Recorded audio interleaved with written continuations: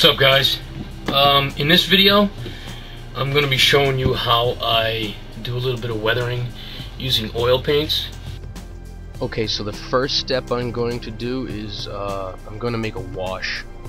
Basically I will use variations of the base color of the vehicle. In this case I've got a much lighter green. You can mix this with the carrier of your choice, whatever you're comfortable using, mineral spirits, turpentine. But basic idea is to apply a translucent color on the surface of the model. I want to create a different shade between the toolbox and the hull, just to give it some interest and some contrast. The idea here is a translucent shade. It affects the base coat, but not in a bright, harsh way. It's very subtle, and the more subtle it is, the better. Today you will see these referred to as filters. Back in the day when I was a young modeler, they were called washes. Now if you apply it too thickly, as you can see there, it simply wipes off. That's the beauty of oils. Not only do you have an extremely long amount of time to work with them, but they are very forgivable. If you don't like your effect, simply remove it. I will use the panel lines as the natural demarcation lines of where I want to stop my wash or filter. I am not looking to do the entire vehicle in the same shade. I will apply different shades around the hull.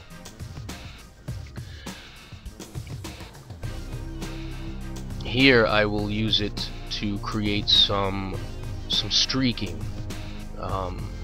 This is basically very similar to just a wash or a filter, but I apply the oils dry and then I wipe them off with a dampened brush. Again, the key here is subtlety. You don't want large yellow patches on the side of this tank. You just want to slightly alter the base color, as you can see here. You can further blend them in and continue to blend them in until you are happy, keeping in mind that it will probably dry darker than it looks when it's wet. Less is more. If you can hardly see it at this stage, then you are doing it correctly.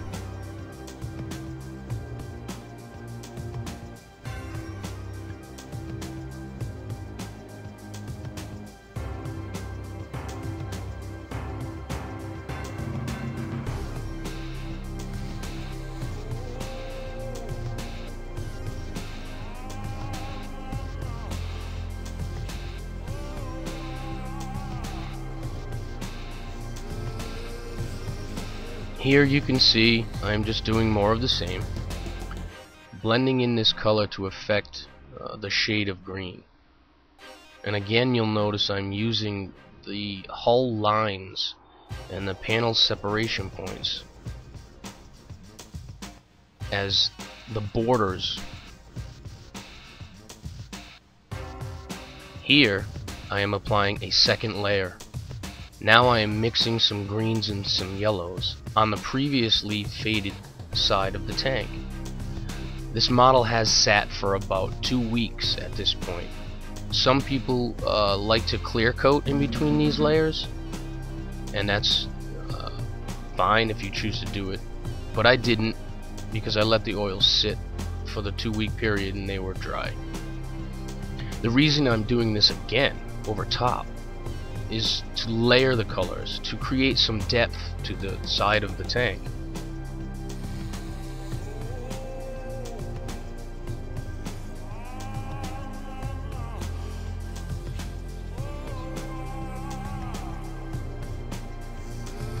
By layering oil paints on top of previously applied layers of oil paints, you will create that depth.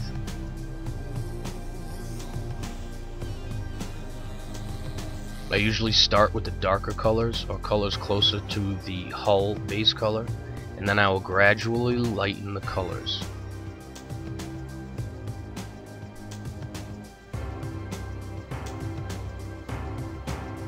Using colors like bright yellows, buffs, and even whites, sparingly though, as white is a fairly hard color to control. I will apply the last layers in these shades to give bright spots and streaking on the side of the hull. Again, this is a long, arduous process, but it's one that's very, very rewarding in the end. Sometimes the best thing to do is to stop, put the model aside for a few weeks, and come back to it. Rushing the model is not going to make it come out any better. And unless you're under some kind of deadline, there's really no reason to rush it. Let the oils dry and come back and look at them. Another 2 weeks has passed, and now I am adding a pin wash with a buff colored oil paint. I mix it very, very thin, and if you watch carefully, you can see the wash pulling itself around the raised detail via capillary action.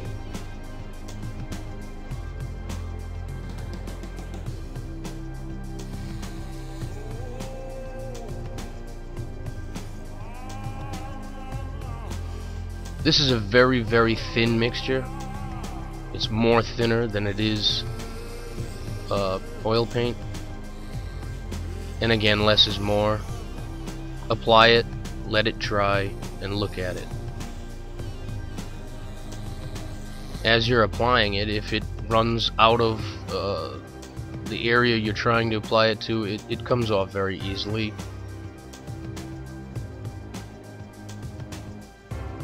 What I'm trying to create here is a look of caked in dust. This really wouldn't be thick and solid in color on the flat, expansive surfaces, as that would probably get wiped off by the crew climbing around on it, and the weather, and bushes, and things of that nature. So basically I want to apply the pin wash just around the raised detail, wiping any excess away. It dries very slowly, so you have a lot of time to tweak it. Oils are very hard to make mistakes with. If you don't like the look, simply remove them and try again.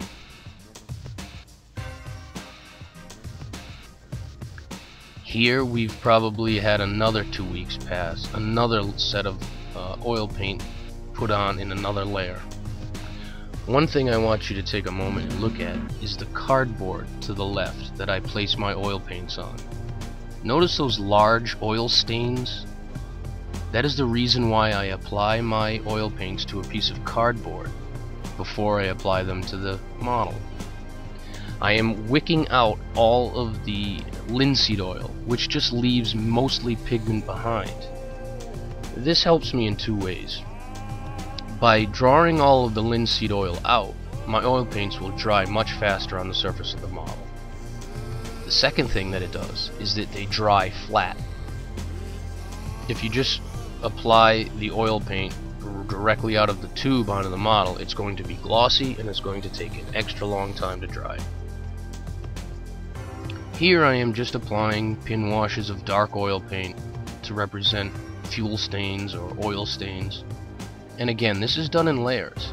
I may apply these and then go over in the dust color later, and then go back over them in the oil again, and repeat this process several times perhaps to create the layers that one might see on a real vehicle.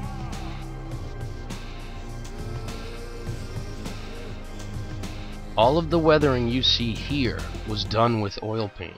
I have not used any pigments at this point of the build.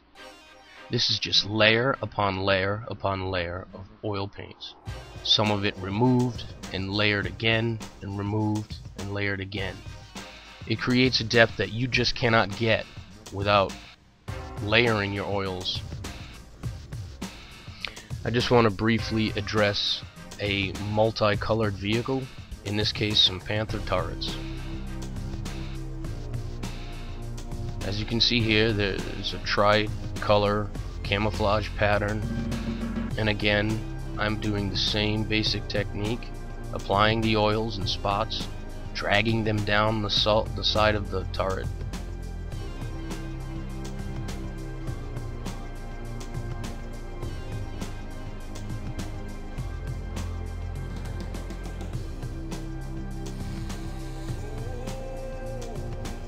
continue to blend the colors until you're happy.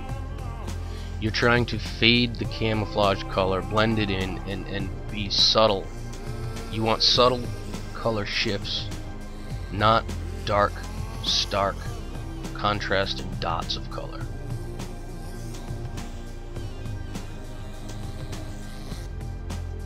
This also has a good effect on the decals. The bright whites of the lines around the numbers and crosses fade underneath the oil paint, because the real markings on a real tank would definitely fade and be covered in dirt. They wouldn't be so bright on a weathered tank.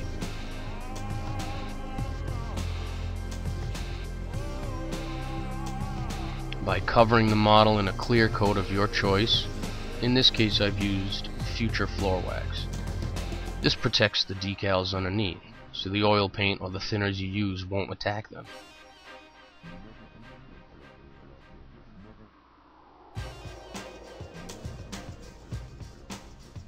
I use the whites and the buffs on top of the earlier applications of greens and browns. Just like on the earlier vehicle, I start with the dark colors and work my way up to the lighter colors. I do not apply them all at once and slosh them around the surface. I take this in steps, building from light to dark.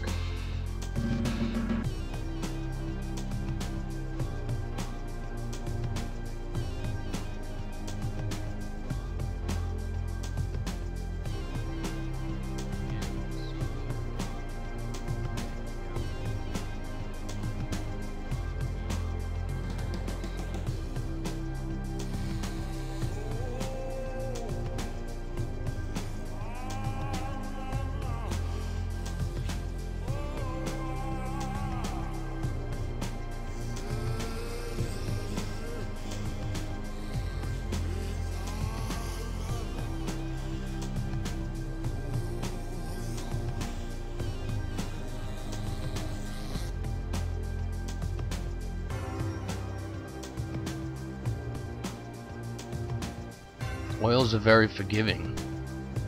Scrubbing them into the surface, blending them, is really an endless process while the paint remains wet. This can take weeks sometimes, allowing you a lot of time to tweak the finish to what you like. Because of the gloss coat, if you had to, you could probably remove all of this and start again.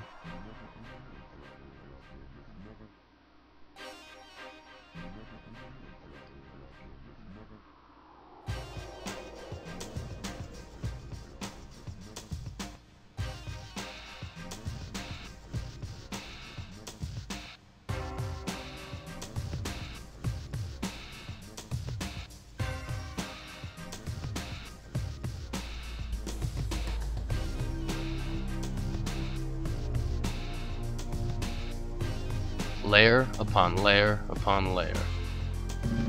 Where you stop is completely up to you. And this is another reason why subtlety is the key.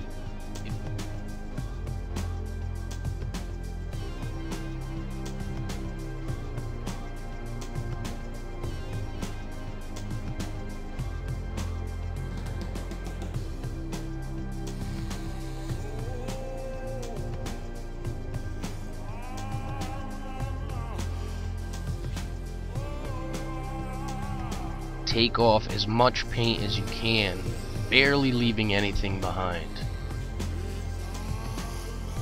If you do that 5 times, in the end, there will be a slight effect, which is really what you're going for, because you're still going to follow this with other weathering steps of pin washes and pigments and dry brushing and things of that nature.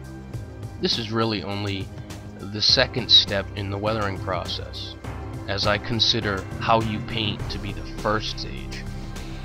When you do things like paint fading, pre-shading, color modulation, that is all in effect a weathering technique started with the paint.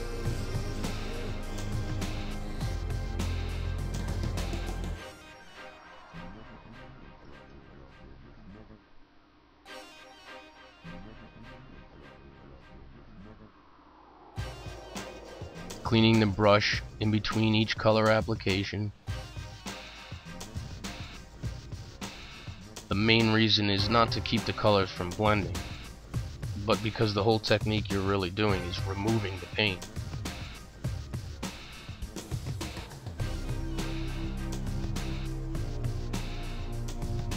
The effect is hardly noticeable here,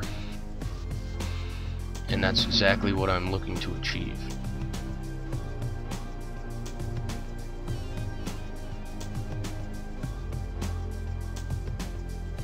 If all of your weathering effects are subtle, by the time you're finished with the model, everything will combine together and create a more realistic surface. Less is more. I can't stress that enough. And layers are the key.